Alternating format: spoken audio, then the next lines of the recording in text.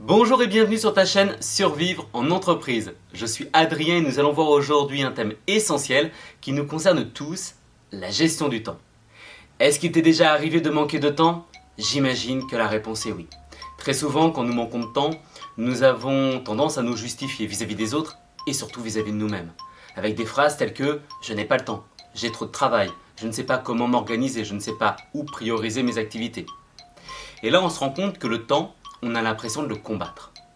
Certains disent que c'est le mal du siècle, comme si le temps ou le manque de temps s'intensifiait avec le temps.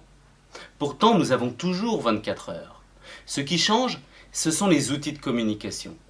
Internet, les réseaux sociaux, les mails, le téléphone.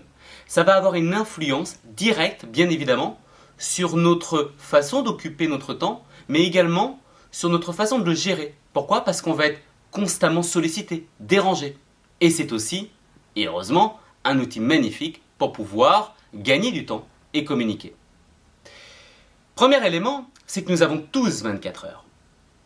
Quel que soit notre pays, quel que soit notre sexe, quel que soit notre âge, que nous ayons une montre ou non, nous avons tous 24 heures.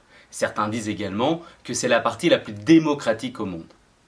Ce qui est tout à fait différent par contre, c'est comment nous allons gérer ces 24 heures, ce que nous allons mettre dans ces 24 heures. Alors, très souvent, nous recherchons une recette miracle. Au travers, pourquoi pas, d'une vidéo sur YouTube, sur Internet, que ça soit au travers de formations, on a constamment l'envie de trouver une recette qui nous permettra de gérer notre temps et d'être le plus performant possible. Or, cette recette miracle n'existe pas. Pour une simple et bonne raison, c'est qu'on est tous différents. Ce qui marche pour toi dans ton organisation et dans la gestion de tes journées ne fonctionnera sans doute pas pour moi, et inversement. Par contre, comme on l'a vu, s'il y a bien une part où nous sommes tous égaux, c'est sur ces 24 heures. Alors moi, ce que je te propose, c'est de dessiner un cercle. Tu vas dessiner un cercle qui représente les 24 heures de ta journée. C'est bon? Et dans ce cercle, qu'est-ce que nous allons faire? Nous allons remplir notre journée. Et nous allons regarder de quoi est composée une journée. Premier élément, c'est le sommeil. Combien de temps te faut-il pour te reposer? Combien de temps as-tu besoin pour dormir? Ça peut être 4 heures, 5 heures, 6 heures, 7 heures, 8 heures. On peut aller au-delà, bien évidemment. Ça dépend de nos besoins, ça dépend de, bien sûr, notre état de fatigue. Donc là, on va noter ce nombre d'heures dans ce cercle. Il y a ensuite le travail. Bon, on a bien compris qu'il y a peu de chances qu'on aille au travail en pyjama. Et même si on peut aller faire du télétravail, on va partir du principe quand même qu'au moment où nous allons nous lever, nous allons prendre un petit déjeuner, nous allons nous préparer et nous allons nous rendre au travail. Ce temps de préparation et ce temps de déplacement, il va falloir l'inclure dans ce cercle. Bien évidemment, on peut le cumuler avec d'autres éléments. Quand nous sommes en train de prendre le petit déjeuner et que nous nous préparons, nous partageons peut-être aussi du temps avec notre famille. Donc on le note dans ce cercle. Il y a le travail, le temps de déplacement et le temps où nous sommes en entreprise. Combien de temps passes-tu en entreprise? 7 heures, 8 heures, 9 heures, 10 heures? Encore une fois là, ici, peu importe, ce temps, nous allons l'inscrire dans ce cercle. Il y a aussi le temps pour quitter l'entreprise, pour se rendre à son domicile ou aller à une autre activité. Nous avons ensuite le temps social. Qu'est-ce que c'est? C'est le temps que nous allons consacrer à nos amis, parce que nous aimons les voir. C'est pourquoi pas aussi notre activité associative. Donc on va noter ce temps social. Nous avons aussi et bien évidemment le temps familial, le temps que nous avons et que nous partageons avec nos proches, nos enfants, notre femme, notre mari, nos parents. Ce temps aussi, on va le noter pour éviter d'aller le sacrifier et éviter de l'oublier. Et nous avons le temps privé. Alors c'est quoi le temps privé? C'est le temps de façon très égoïste qu'on s'accorde à soi-même.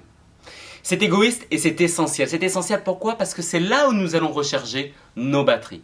C'est par exemple aller faire du sport, lire un livre, regarder un film, jouer à des jeux vidéo. Bref, le temps qu'on prend pour nous. Tu as dessiné ce cercle et tu y as intégré ces différents éléments. Et là s'offrent à nous 3 constats possibles.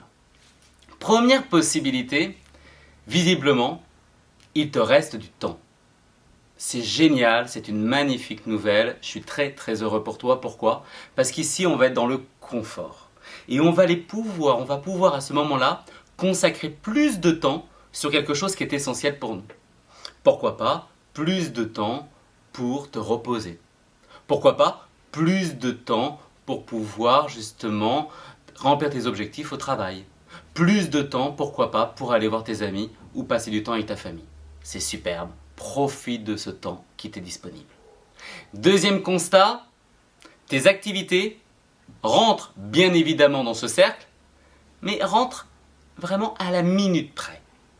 Tu n'as pas ici, par contre, de possibilité de faire face à des dérangements.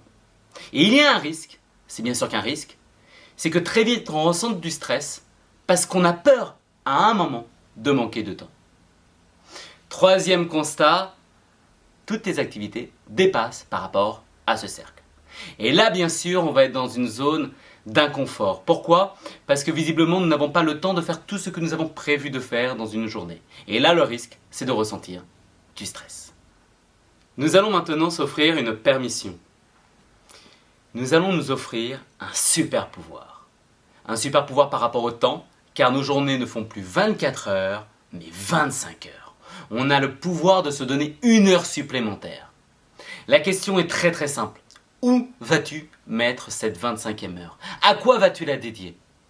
Est-ce que tu vas la mettre dans le sommeil parce qu'il t'en manque et tu es fatigué? Est-ce que tu vas mettre cette 25e heure dans le travail parce que tu te rends compte que pour remplir tes objectifs et être performant, tu as besoin de davantage de temps? Est-ce que tu vas la mettre dans ta vie sociale parce que tu ne vois pas assez tes amis? Est-ce que tu vas la mettre dans ta vie familiale parce que visiblement tu n'es pas assez présent? Ou est-ce que tu vas la mettre dans ta vie privée parce que tu as besoin de temps pour toi et de recharger tes batteries? Je t'invite à mettre cette vidéo sur pause pour que tu puisses réfléchir à cette 25e heure. Maintenant que cette 25e heure a été décidée, j'ai une bonne et une mauvaise nouvelle. Je vais commencer par la mauvaise.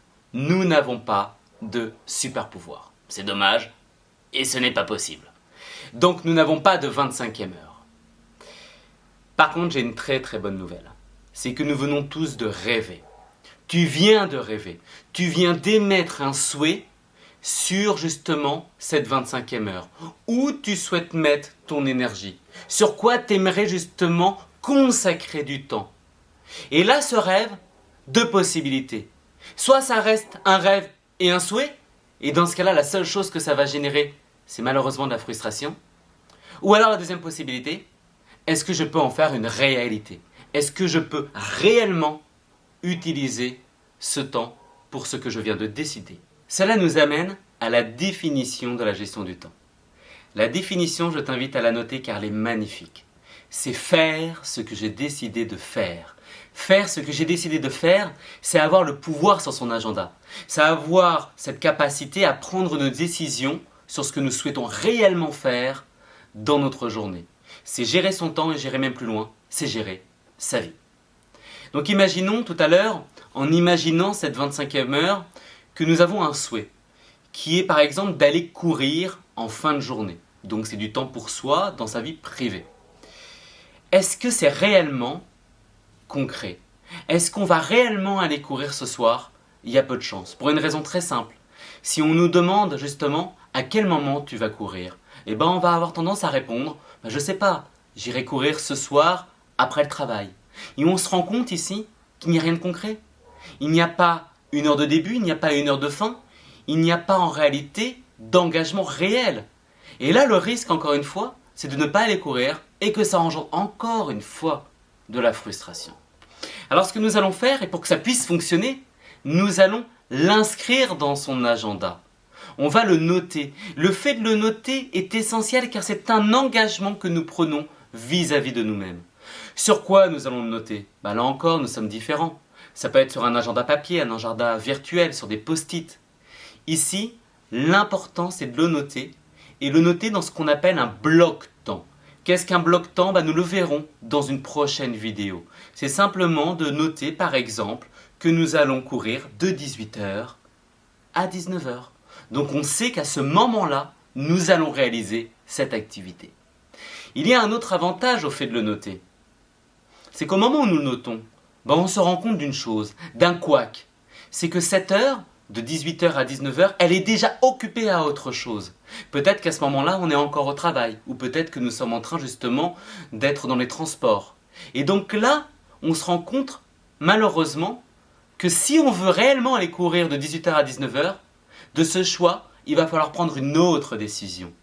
La décision de sacrifier une heure autre part.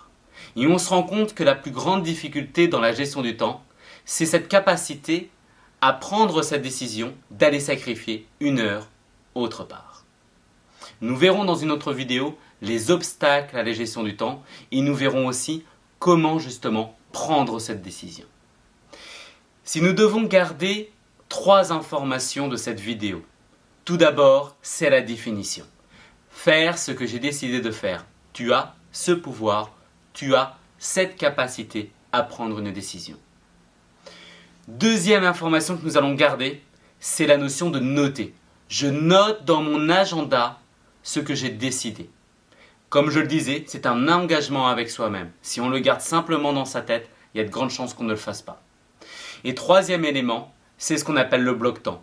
De noter à quel moment on commence et à quel moment on termine pour pouvoir tout simplement mieux appréhender tout ce que nous avons à faire au sein d'une même journée. C'est ce que nous avons fait tout à l'heure quand tu as dessiné ce cercle. Merci pour ton attention concernant cette vidéo sur la gestion du temps. On reviendra dessus sur d'autres vidéos, c'est un thème infini. Je t'invite à mettre en commentaire justement si tu as pu réussir à faire ce que tu avais décidé de faire, si tu as justement noté dans ton agenda une activité et que tu avais réussi surtout à la réaliser dans ton quotidien. Je t'invite bien sûr à t'abonner à cette chaîne, à mettre un pouce bleu et je te dis surtout à la semaine prochaine pour une nouvelle vidéo de survivre en entreprise.